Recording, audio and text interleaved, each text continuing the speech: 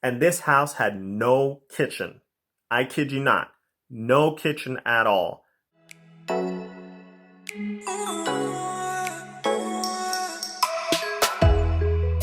Hey, what's going on, Renaissance Lifers? Welcome back to Renaissance Life TV. I'm trying something a little bit new here, using a different camera, a different setup. So please let me know what you think about this new setup versus what I'm typically doing. If you're new to this channel, Renaissance Life TV is really a channel that's geared toward helping you take your life to the next level.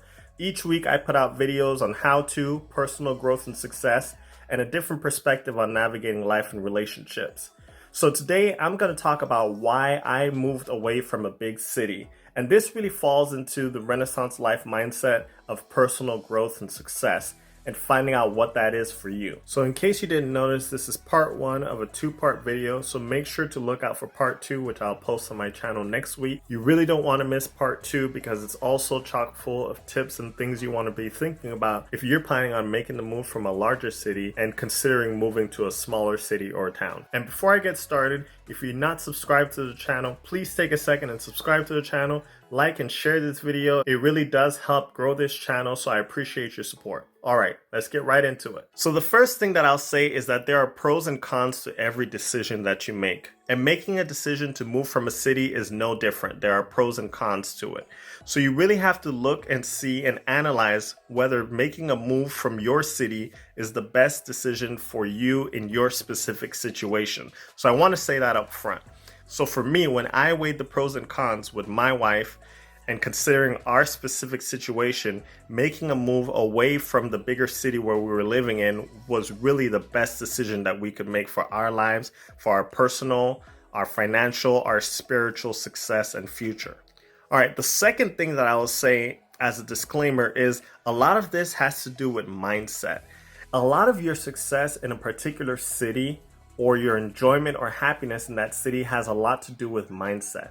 And what I mean by this is how you look at your particular circumstances, what you think about your environment, your city, your options, how resourceful you are. A lot of that comes into play. So my mindset typically is to make the most out of every situation that I'm in. Every city that I've lived in has had phenomenal things to offer. And so the mindset for my wife and I are to take advantage of everything that a particular city has to offer and to really enjoy it for what it is, right? So when we were in a large city, we went to a lot of the functions, we got to enjoy the arts, we enjoyed the park system, we enjoyed all the food and the different amenities the city had to offer, and we really took full advantage of it. So that way when we left, we really had no regrets, okay?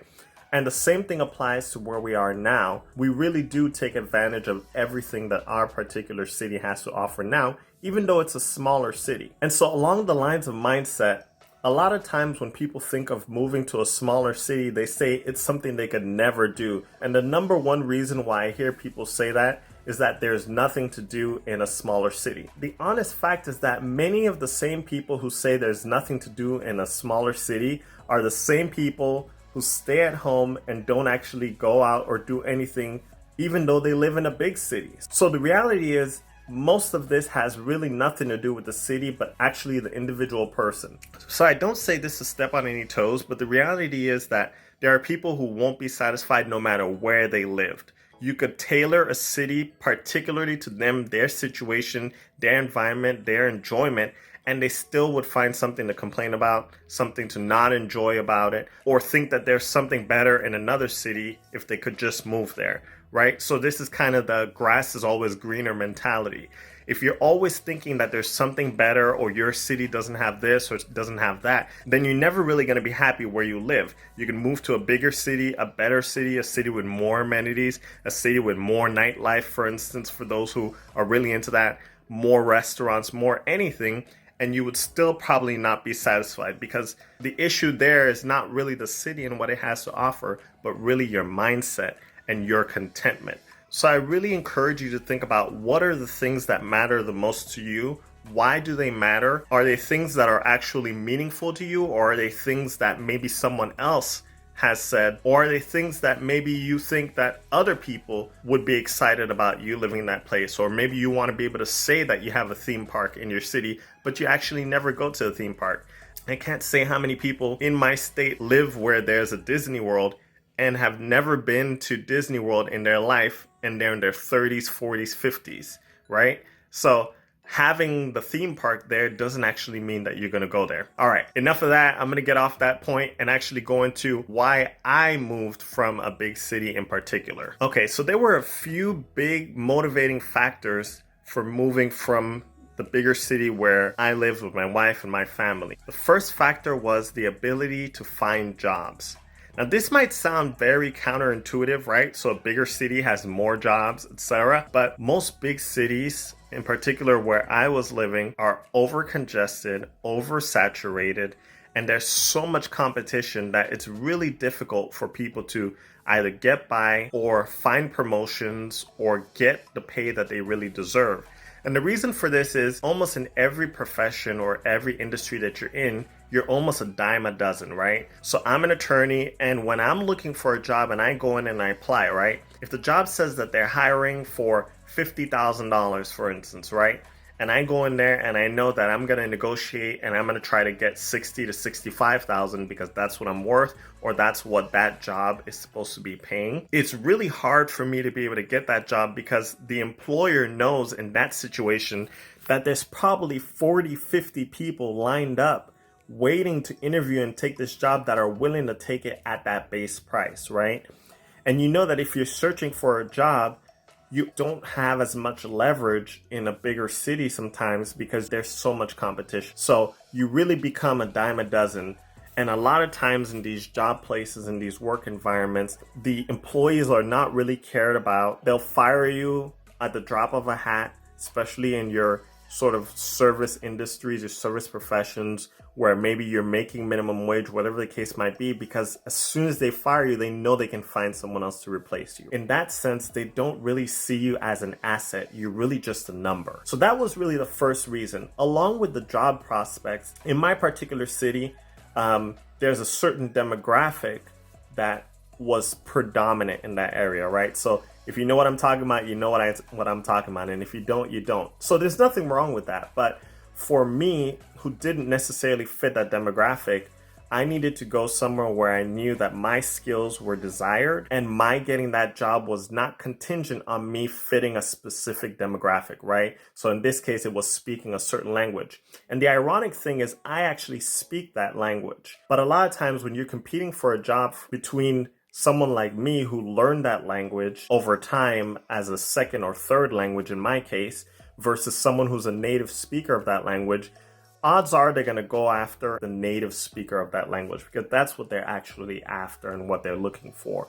So there's nothing wrong with that. You know, most people would complain about that, but that is the reality of being there. So my mindset is if you don't like it or if you don't fit that demographic and it doesn't work for you, go somewhere else or go where it does work for you. The second big motivation for moving from a big city was the cost of living. The big thing with major cities is that they tend to have more amenities, they tend to have a lot of jobs, or at least the promise of having a job, right? So you have the potential of having a job or the potential of having a higher paying job. But what ends up happening is that so many people flock to the city for the promise, the possibility of having that job, that it becomes such a saturated market. Along with it being a saturated market, the cost of living ends up rising. Why does that happen? Okay, so if you have a city and you have 100 houses in that city, the people who live in that city, there's probably 100 people already there who could fill those homes. But everybody's coming from the outside cities, moving from different cities, moving from smaller cities and towns in that state, moving from other states where they like the idea of living in this particular city. And you have so many people coming to that particular place. It ends up being a situation where you have more people than you do a particular item, more people than you have housing. And it's really the simple law of supply and demand.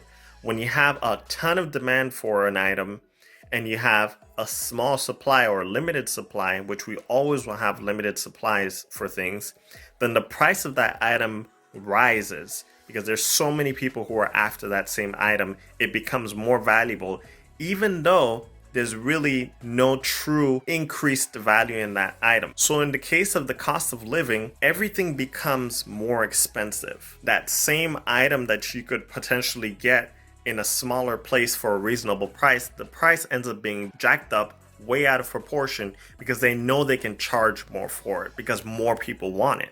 And if you don't buy it, somebody else will come along and buy it. Now, I will say that there's also the other side of this where you can typically find items or services for better rates, for better prices, but typically that means you're going to be going out of your way.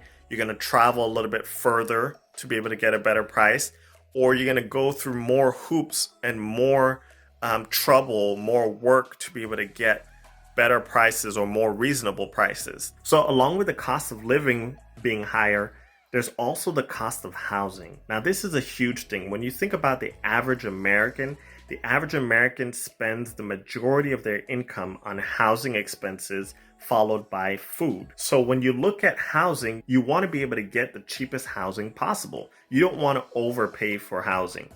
But the same situation applies here where you have so many people, especially in the city where I was at. I mean, people on top of people. I mean, the roads, the infrastructure could not even support the people. So housing is way out of proportion. I remember when we were looking for our first home, we actually looked at several homes that just needed work, right? And they were still in the $200,000 range.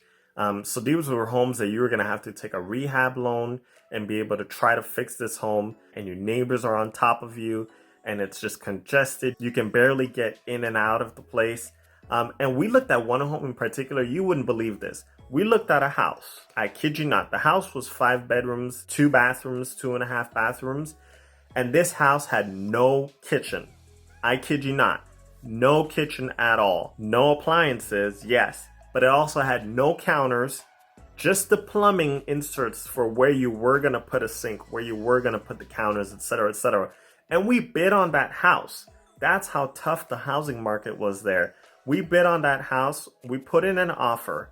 And by the time we put in an offer, there were 8 offers above our offer. In fact, there were cash offers for people who wanted to buy that house cash and get into it as soon as possible. And that's how difficult it was. I remember every time we went to search for houses, and this is very typical for a lot of people, when you make an offer on the house, there are several other offers on the house, and it's super competitive. So a lot of times realtors would tell you, be prepared to go through several houses, right? So don't get too attached to a house. You likely won't get the first house you're after. And a lot of times it'll be the 3rd, the 4th house that you pursue where you finally are able to get that house, or finally be the top offer, and it's till the last second to see whether or not someone else is going to give a higher offer, right? And all sorts of things happen. Sometimes they're artificially putting in other offers. They'll have their friends or their family, and a lot of this type of stuff happens in bigger cities because there's the incentive, right? They know that they can get away with it. People can get away with it a lot more.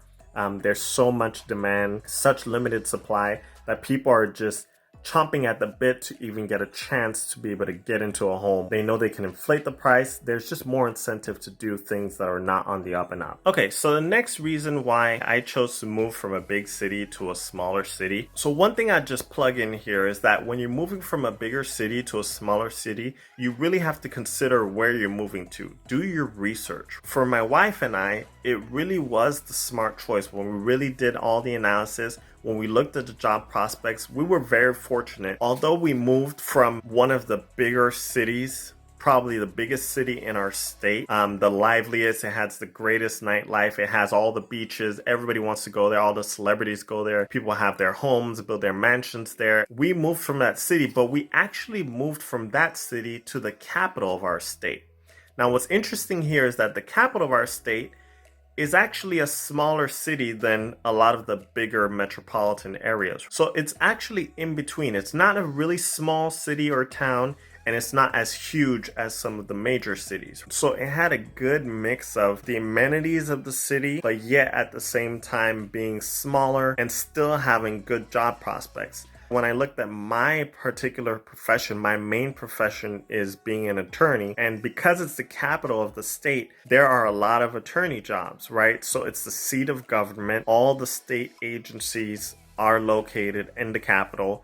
Every major law firm has a headquarter at the Capitol because the legislature and the Supreme Court, so the highest court and judges of our state, are in the Capitol as well. Then that also provides jobs for attorneys. And then, of course, because the legislature is here, you also have lobbyist firms. And a lot of times these people are attorneys as well. So there are a lot of areas where my particular profession had prospects for jobs. So even though I was previously in a large city, the only jobs in that city were typical attorney jobs, working for a firm or starting your own private firm, maybe working for a company as an attorney in their in-house legal department. But being in the capital, I had so many more options for attorney jobs, especially non-typical attorney jobs, that really appealed to me and my wife, who also happens to be an attorney. So that being said, think about your particular area, what you do for a living. Are there jobs in your industry where you're looking to move to? That's really important consideration because you want to be able to provide for yourself, of course, be able to work, be able to make a living, as well as enjoy and like the place where you live.